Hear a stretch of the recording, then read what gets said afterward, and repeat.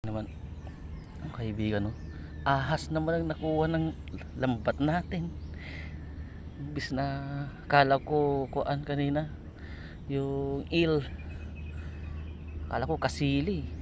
Iba pala, ahas man. Small cobra man pa. Anak tibakan. Ano, ng ahas talaga ito. Bakit ka napunta dito sa lambat?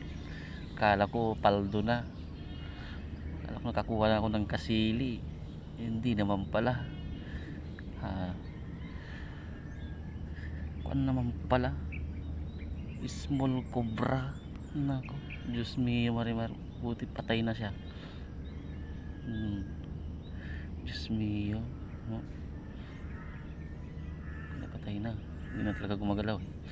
Yung ulo niya talaga ang una kong hinawakan, baka buhay pa. Wala na, patay na talaga. Diyos me. Ay, pero okay pa rin kasi masarap namang ulamin to. I-adobo kita pa rin.